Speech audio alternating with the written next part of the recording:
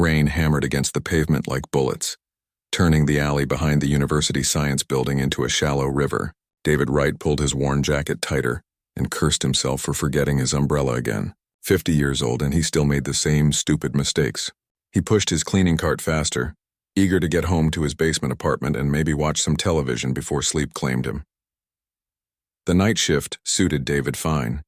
Fewer people meant fewer awkward conversations, fewer reminders that he was just the janitor, invisible to students and professors alike. He had worked at the university for 12 years now, mopping floors and emptying trash bins while everyone else lived their important lives. It paid the bills. That was enough. Something scraped against metal near the dumpsters. David stopped, water streaming down his face. Probably a raccoon or a stray cat. He should keep walking. His apartment was 20 minutes away, and every second in this downpour made his joints ache more. But the sound came again, weaker this time, followed by a wet, rattling breath that definitely did not belong to any animal he knew. His feet moved before his brain caught up. David abandoned his cart and approached the dumpsters, using his phone's flashlight to cut through the darkness. The smell hit him first, sharp and chemical, like burnt plastic mixed with something organic. Then he saw them. Two creatures lay crumpled against the brick wall, barely sheltered by the dumpster's overhang. They were huge, each one easily 8 feet long, with scales that might have been beautiful if they were not cracked and oozing. Wings folded awkwardly against their sides, and long necks curved in obvious pain. Dragons. Real dragons. Like the ones from the news broadcasts about first contact with alien species. David's hand shook as he knelt beside them. One was dark blue with silver markings, the other a deep green with gold accents. Both were young, he guessed, though he had no real way to know. Their scales were damaged, covered in burns that wept clear fluid. The chemical smell was stronger here, making his eyes water. "Hey," David whispered, not knowing if they could understand. "Can you hear me?" The blue one's eye cracked open, just a sliver of amber iris focusing on him with obvious effort. Its mouth moved slightly, revealing teeth meant for tearing, but no sound emerged except that awful rattling breath. David pulled out his phone with trembling fingers and started to dial emergency services. Then he stopped. What would he say? What would they do? These were aliens, and from what he remembered from the news, relations between humans and the galactic community were complicated. There were permits required, documentation, whole departments dedicated to handling this stuff. By the time anyone official arrived, these two might be dead. The green dragon shuddered, and David made his decision.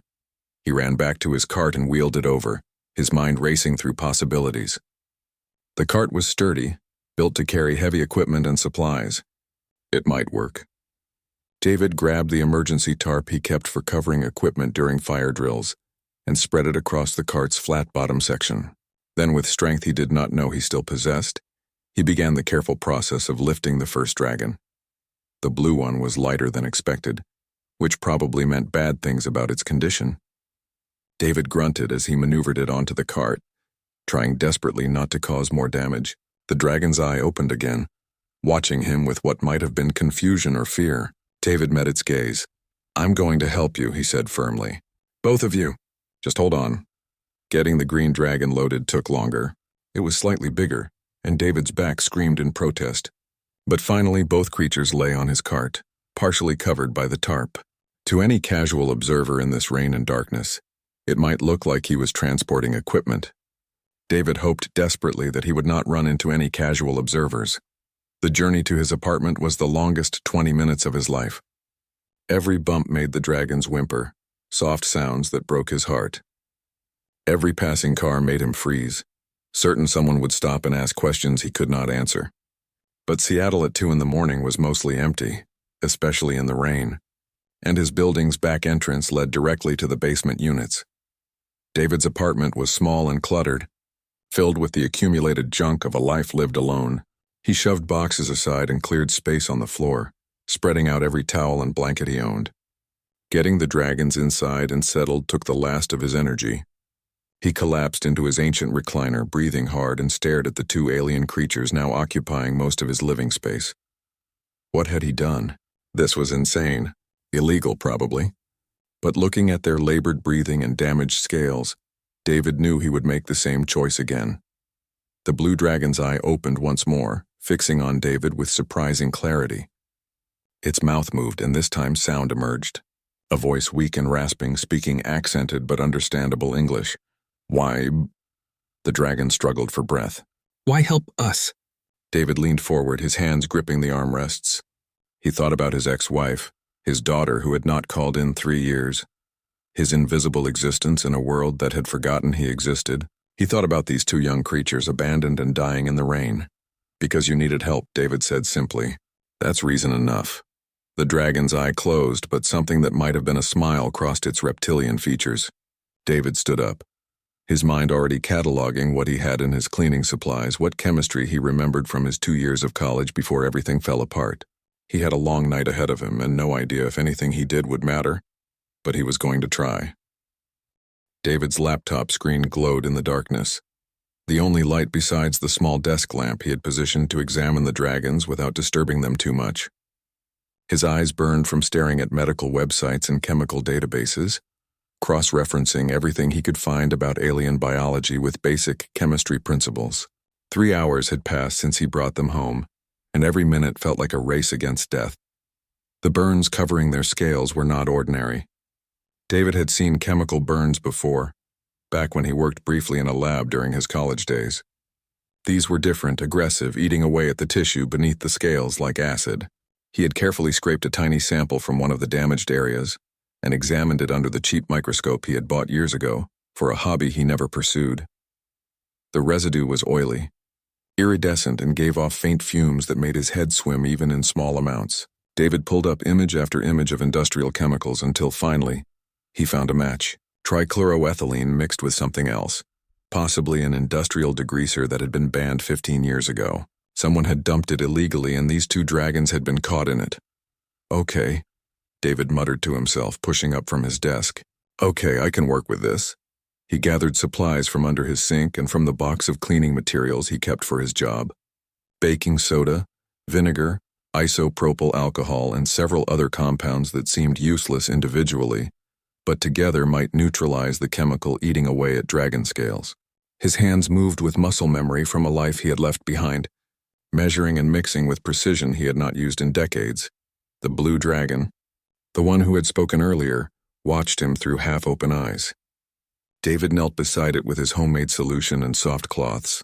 "This might hurt," he warned, "but it should help, I think. I hope." He started with a small area on the dragon's foreleg, carefully cleaning away the toxic residue.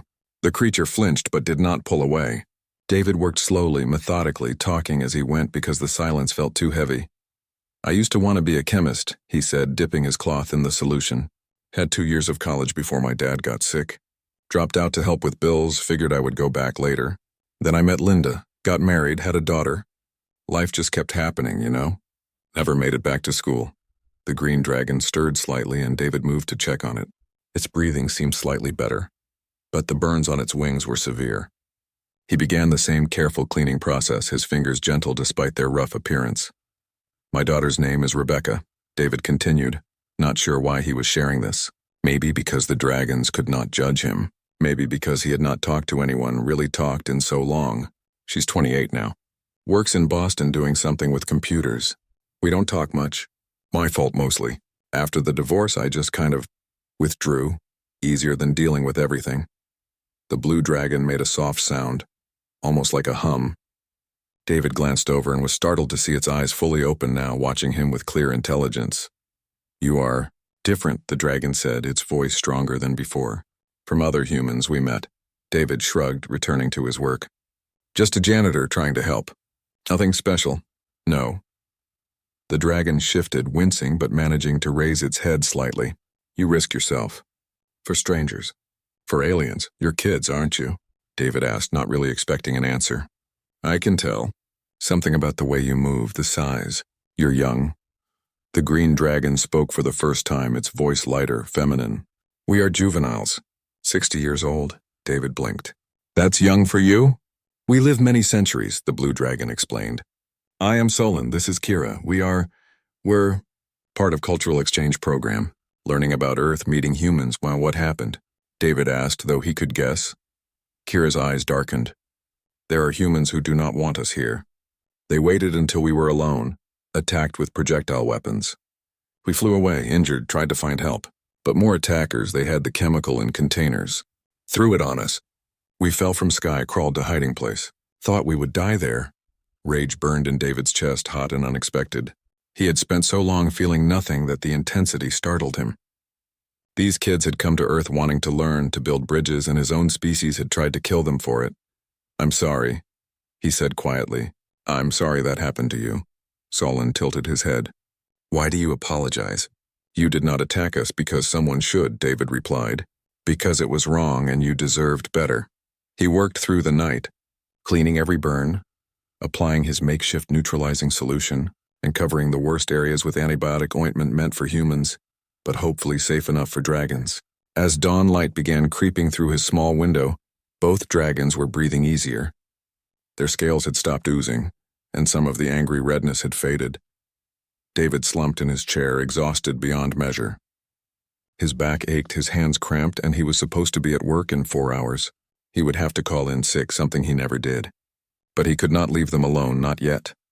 "Thank you," Kira said softly. "We owe you life debt." "You don't owe me anything," David insisted. "Just get better. That's all I want." Solon and Kira exchanged a look that David could not interpret. Then Solon spoke with surprising formality. "Among our people, life debt is sacred. You saved us when you had nothing to gain. This is mark of true honor. We will not forget." David wanted to argue, but exhaustion was winning. He pulled a blanket over himself and let his eyes close just for a moment. Just a short rest before he needed to figure out what came next. In the growing morning light, 2 young dragons watched their unlikely savior sleep, and something like hope flickered in their ancient eyes. 3 days passed in David's small apartment like a strange dream. He called in sick to work, claiming the flu, and devoted himself to caring for his unexpected guests. Solon and Kira healed remarkably fast once the chemical residue was neutralized. Their scales regrew, shimmering with returning health, and they could move without pain by the second day. David learned that dragons were not so different from humans in some ways. They liked stories, laughed at jokes, and had strong opinions about food. Kira was fascinated by human music and spent hours listening to David's old radio. Solon asked endless questions about everything from plumbing to politics, his sharp mind cataloging information with impressive speed. "Your dwelling is very small," Kira observed on the 3rd morning, not unkindly. She was examining David's collection of books, most of them cheap paperbacks from thrift stores. "Is this normal for humans?" David looked around his cramped apartment with fresh eyes. 1 bedroom, a living space now dominated by dragons, a kitchen barely big enough for 1 person. Boxes of forgotten belongings stacked in corners because he had nowhere else to put them. "It's normal for me," he said simply. "I don't need much." Solon shifted his position carefully, his wings now fully functional, though he kept them folded to fit in the space. "You work as sanitation engineer, yes?" "This is important position." David almost laughed. "Janitor. And no, it's not important. I clean floors and empty trash. It's just a job. But you have knowledge," Solon insisted. "Chemistry, biology. You saved our lives with this knowledge. Why do you not use it for greater purpose?" The question hit harder than David expected. He busied himself making lunch, pulling together what little food he had that dragons could safely eat. According to Solon, their species could digest most proteins and some vegetables, though they preferred meat. David's budget did not stretch to much meat, but he had managed to find deals at a discount grocery store. "Life doesn't always work out the way you plan," David said finally, setting plates on the floor since his small table could not accommodate dragons. "I made choices, some good, some bad. This is where I ended up." "It's fine." Kira tilted her head, studying him with eyes that seemed far too knowing for someone he had known only 3 days. "You're sad. We can sense emotions, small amount. You carry heavy grief." David sat down heavily in his chair. There was no point in lying to creatures who could literally sense his feelings. "My daughter," he admitted. "Rebecca. We used to be close. After my marriage ended, after I took this job and moved to this place, we just drifted apart. I think she's embarrassed by me. Her father, the janitor, living in a basement. She's successful, smart, everything I wanted to be. I don't fit in her life anymore." Solon made a deep rumbling sound, something between a hum and a growl. "This is foolish. Family bond transcends status or occupation. Among our people, such division would be unthinkable. Tell me about your people, David said, wanting to change the subject from his failures. You mentioned you're part of an exchange program. What's that like? The two dragons brightened immediately. Solon explained that they were from a world called Draconith, third planet in a system 40 light-years from Earth. Their species had been part of the galactic community for thousands of years, known as diplomats and mediators. The exchange program was meant to help younger dragons understand newly contacted species like humanity. I am son of King Wraith, Solon said casually, as if mentioning his father was a plumber, youngest of 7 children. It is tradition for royal family to lead in cultural understanding. David choked on his water. You're a prince? Title means little in practical sense, Solon replied. But yes, Kira is daughter of High Chancellor. We were sent together because we are clutchmates. Clutchmates? David asked. Kira's eyes softened. We hatched from eggs in same nesting chamber, same day. Raised together, trained together, closer than siblings, closer than friends. We are bonded for life. David felt a pang of something he could not name. These two had something he had lost long ago. That deep connection with another being. Watching them together, the way they moved in unconscious synchronization, the way they finished each other's thoughts, made his chest ache. You should contact your people, David said quietly. They must be worried about you. Soon, Solon agreed. But there is problem. When we contact embassy, there will be investigation. Humans who attacked us will be sought. This will cause friction between our peoples, possibly damage relations. Already there is tension about galactic integration. That's not your fault, David protested. You were victims. Truth and politics are not always aligned, Kira said with surprising bitterness. We have learned this. And there is another concern. She looked at David, her expression troubled. When we report what happened, authorities will want to know where we were, how we survived. They will learn about you. You harbored alien diplomats without proper permits or documentation. Under current human law, this is illegal. David's stomach dropped. He had not thought about that. He had just acted following instinct and compassion. But of course there would be consequences. There were always consequences. I don't care, he said, surprised to find it was true. I'm glad I helped you. Whatever happens, happens. Solon and Kira exchanged another of their meaningful looks. Then Solon spoke with formal weight. David Wright, you have shown us the best of what humanity can be. You risked everything for strangers, expected nothing in return, treated us with dignity when others sought our death. This is honor beyond measure. When our people learn of this, they will understand what we have learned. Not all humans fear the unknown. Some embrace it with open hearts. Before David could respond, a sharp knock sounded at his door, not the polite knock of a neighbor. The aggressive, authoritative pounding of people used to being obeyed. A voice called out, "This is Immigration and Customs Enforcement. Open the door immediately. We have reports of illegal alien harboring at this location." David's eyes met Solon's, and in that moment everything changed. David's hand froze on the doorknob as the pounding intensified.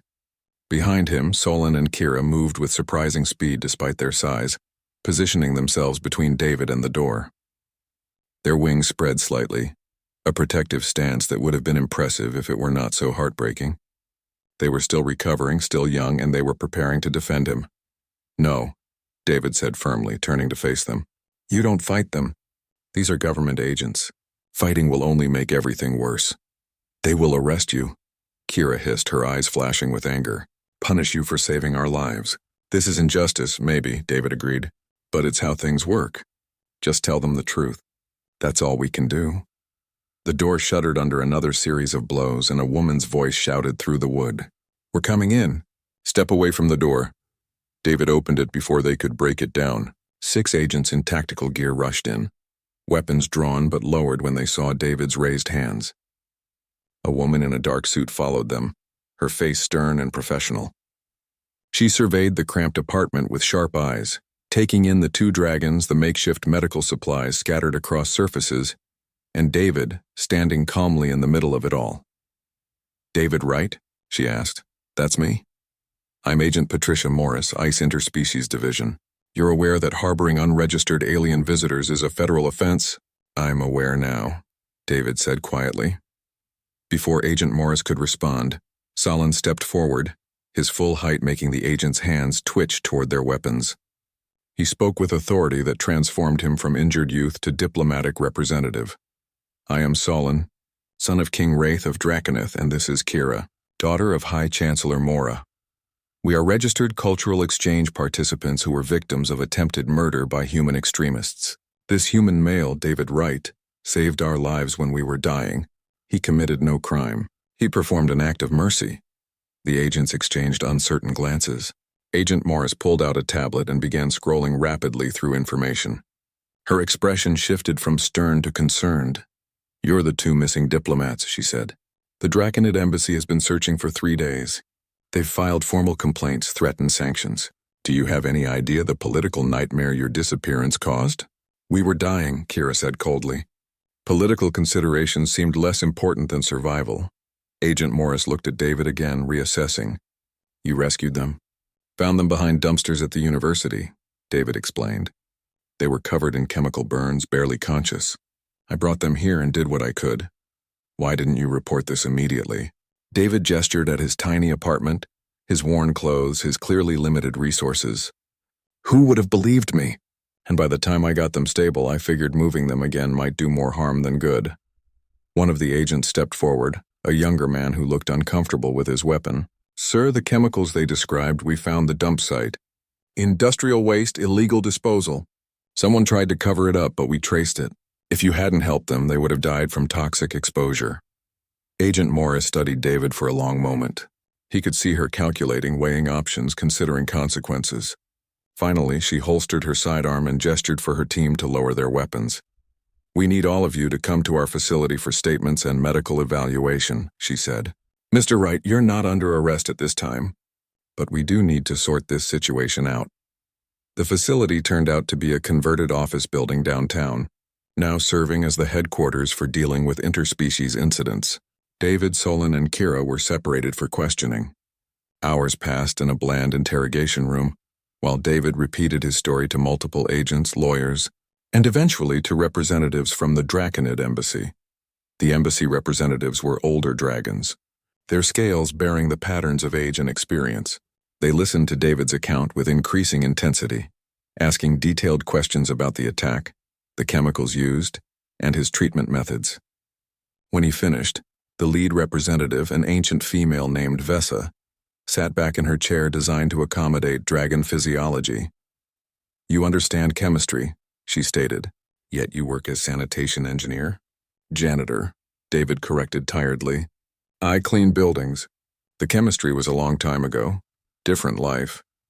And yet you applied that knowledge to save 2 young dragons of a species you had never encountered before. You created an effective treatment from household materials.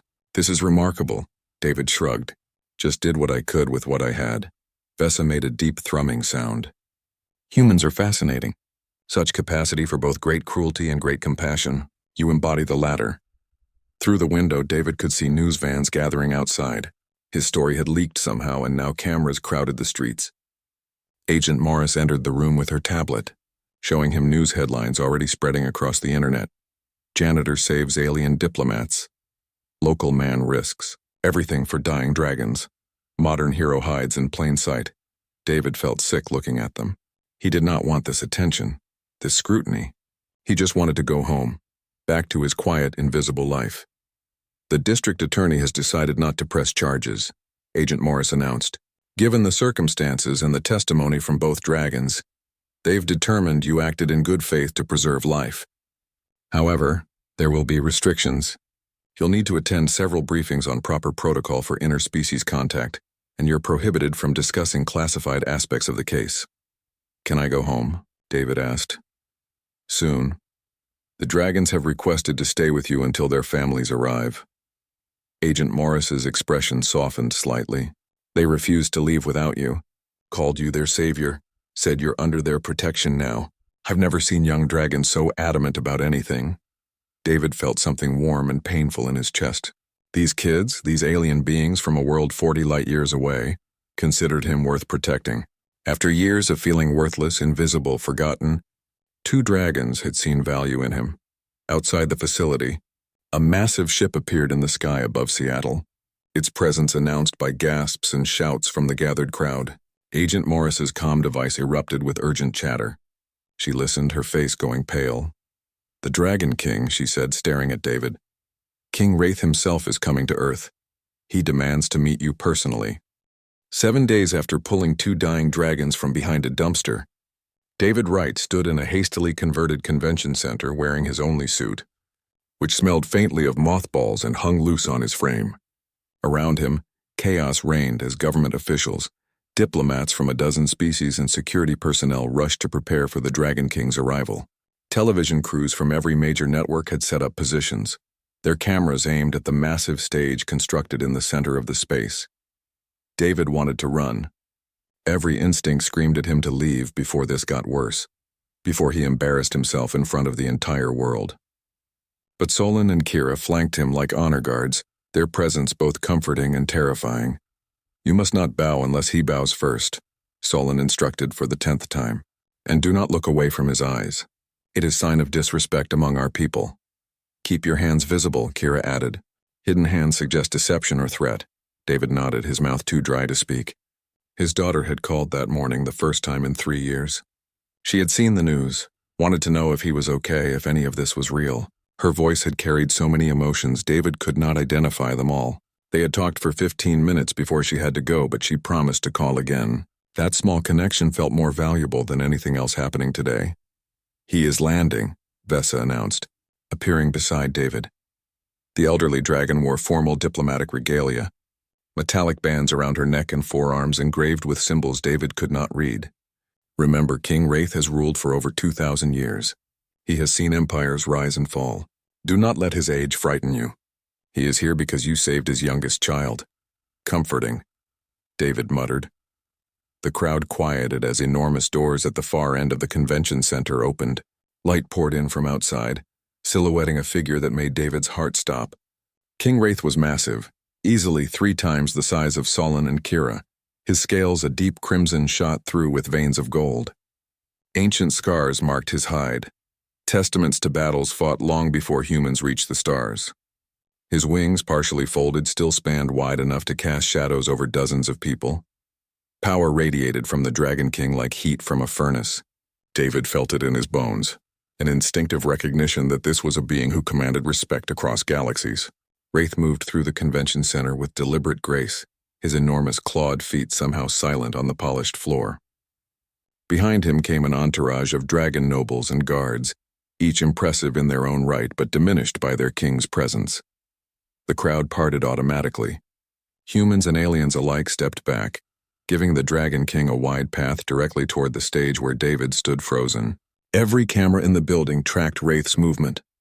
Billions of beings across multiple worlds were watching this moment, waiting to see what would happen when a king met a janitor. Wraith stopped at the base of the stage. His eyes, amber like his son's but containing depths of experience Solon's could not match, fixed on David with such intensity that David felt exposed, as if every secret and shame he carried was visible. "You are David Wright," Wraith said. His voice was deep, resonant, carrying easily through the vast space without any need for amplification. "The one who saved my son Solon and his clutchmate Kira from certain death." "Yes, sir." "Your Majesty, I mean yes." David's voice cracked embarrassingly. President of the United States stepped forward, clearly intending to make this a formal diplomatic ceremony. She opened her mouth to speak, but Wraith raised one massive claw, silencing her without a word. His focus remained locked on David. "Tell me what happened," Wraith commanded. "I want to hear it from you." David swallowed hard. He was aware of thousands of eyes watching, cameras recording, history being made. But looking into Wraith's ancient gaze, he found himself telling the simple truth. "I found them dying in the rain. They were just kids, hurt and scared. I couldn't leave them there, so I took them home and did what I could to help. That's all? That is all?" Wraith's head tilted slightly. "You risked your freedom, your safety, your reputation to save 2 aliens you did not know, of a species you had never met. You applied knowledge and skill to treat injuries you had never encountered. You asked for nothing in return, expected no reward, and you call this that is all?" David did not know how to respond. When said like that, it sounded more significant than it felt. He had just done what seemed right in the moment. Wraith stepped onto the stage and security personnel tensed, despite orders not to interfere. The Dragon King moved past diplomatic officials, past the President of the United States, past everyone who wanted to make this moment about politics and agreements. He stopped directly in front of David, so close that David had to crane his neck back to maintain eye contact. For a long moment, Wraith simply studied him. David saw something flicker in those ancient eyes, emotions he could not name. Then, in a movement that seemed impossible for a being so large, so powerful, so ancient, King Wraith lowered himself to one knee. The convention center fell into absolute silence. Not a breath, not a whisper, not the click of a camera. Every being present understood they were witnessing something unprecedented. Behind Wraith, his entire entourage knelt in perfect synchronization. Fessa, Solon, Kira, every dragon in the building lowered themselves in a display of respect that transcended species and culture. Even the human officials seemed uncertain whether they should follow suit. "You saved my son when you had nothing to gain," Wraith said, his voice carrying weight that had nothing to do with volume. "You risked everything for strangers. You showed compassion when hatred tried to prevail. This is the mark of true honor, and it is honor that transcends species, culture, or circumstance." Wraith reached into a pouch at his side and withdrew something that gleamed in the light, a medallion of some kind suspended on a chain of braided silver and gold. He held it out to David. "This is the Star of Flamekin, given only to those who embody the highest values of Draconid culture despite not being born to it. It has been awarded only 17 times in our 10,000-year history. You are the first human to receive this honor." David's hand shook as he accepted the medallion. It was warm, pulsing with something that might have been technology or might have been something else entirely. "I do not know what to say," David admitted. "Then say what is in your heart," Wraith replied. "I just wish everyone would see each other as people first. Not aliens, not strangers, but people who deserve kindness. That's all I did. I treated your son like he mattered because he does." Something that might have been tears glimmered in Wraith's eyes. He stood, towering over David once more, and spoke words that would echo across the galaxy. "You are correct, David Wright. That is all you did. And it is everything." The world held its breath, waiting for what came next. Cameras caught every angle as King Wraith stood before David Wright, this ordinary man who had done an extraordinary thing. The president stepped forward again, this time successfully, and began speaking about diplomatic relations and mutual cooperation. But David barely heard her. His mind was spinning, trying to process everything that had happened. The medallion around his neck felt like it weighed 1,000 pounds, not from physical heaviness but from the meaning it carried. Cameras flashed. People whispered. The Dragon King himself stood mere feet away, radiating ancient power and unexpected warmth. Then Wraith spoke again, his voice cutting through the diplomatic speeches and official statements. "David Wright, you have honored my son with your compassion.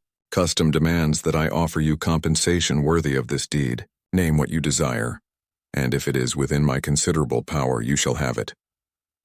The convention center went silent again. David saw calculation in the eyes of various officials, probably imagining what they would request if given such an opportunity. Technology, wealth, power, position, 1,000 possibilities that could change a life, change a world. David thought about his basement apartment, his lonely existence, his estranged daughter. He thought about the homeless man he passed every day on his way to work, the single mother who cleaned offices on the floor below his, the veterans sleeping under bridges. He thought about all the invisible people society forgot existed just like him. "I don't want anything for myself," David said quietly. Wraith's head tilted. "Explain." David took a breath, feeling like he was about to make a fool of himself but unable to stop. "Your Majesty, I lived invisible for years. People looked through me, not at me. I was just the janitor, the guy who cleaned up after everyone else. And I know there are millions like me, people working hard, doing their best, but forgotten, ignored, treated like they don't matter." He gestured around the convention center, at all the important people in their expensive clothes. "If you want to honor what I did, then honor the people like me. The ones no one sees, help them, not with charity that makes the giver feel good, but with real support. Housing, healthcare, education, opportunity. Help the people who fall through the cracks because society decided they weren't worth catching." The silence that followed was different from before. David saw shock on faces, heard whispers ripple through the crowd. He had just refused wealth and power in front of the entire world to ask for help for others. Wraith's eyes seemed to glow brighter. When he spoke, his voice carried emotion David had not expected from an ancient king. In 2,000 years, I have made this offer 37 times to beings who saved members of my family or performed great service to my people. Every single one asked for personal gain, wealth, status, power, knowledge, all worthy requests, all granted. But you... Wraith paused, and David could have sworn he saw tears forming in those massive eyes. You ask for nothing for yourself and everything for those who cannot ask. This is wisdom beyond status, beyond education, beyond what most achieve in lifetimes far longer than yours. The Dragon King turned to face the assembled crowd, addressing everyone present and the billions watching. I declare David Wright a friend of Draconith, flamekin of the highest order, and keeper of conscience. His request shall be fulfilled. The Draconid Empire pledges resources to establish the Wright Foundation, dedicated to supporting those society forgets. Let his example remind all beings of all species that true greatness is measured not by power held, but by compassion shown. The crowd erupted. Applause, shouts, cameras flashing like a strobe. David felt dizzy, overwhelmed, uncertain if this was real or some elaborate dream. Solon and Kira moved to his sides, their presence grounding him. You did not have to do that, Solon said softly. Yes, I did, David replied, because someone has to remember the forgotten. The ceremony continued with more speeches, more announcements, more diplomatic formality.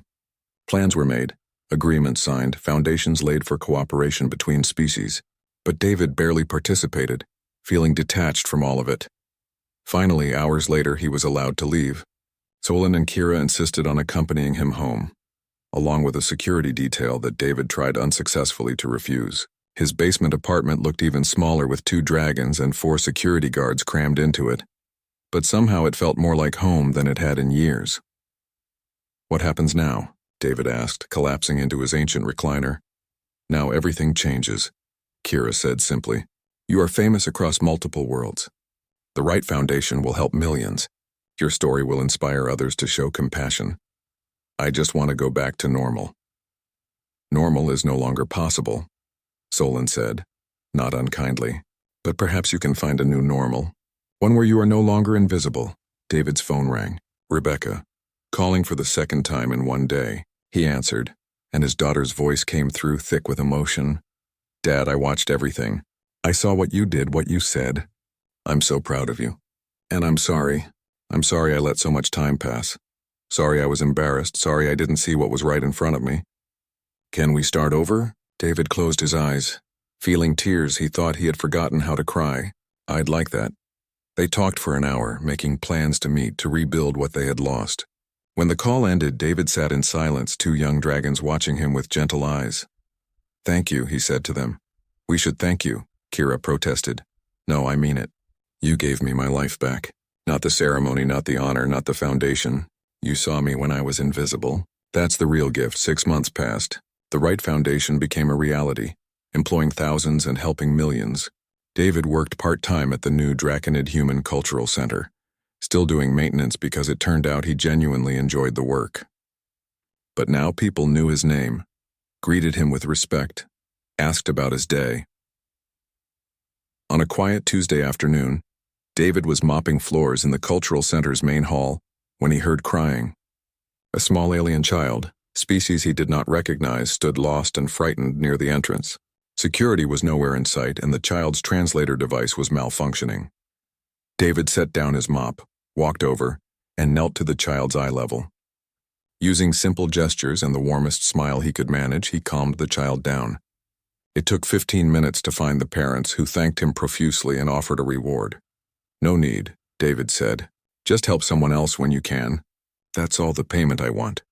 As they left, he returned to his mop and bucket. A passing diplomat recognized him and started to approach, probably wanting to discuss Foundation business or make some formal greeting. David saw it coming and politely waved them off before they could speak. He had a floor to clean, and that was perfectly fine with him. In the vastness of space, among countless species and infinite stars, one man had proven that kindness needed no translation, and heroism wore no crown. David Wright was a janitor who saved 2 dying dragons. More importantly, he was someone who saw every being as worthy of dignity, regardless of their station or species. That made him extraordinary, even if he never believed it himself.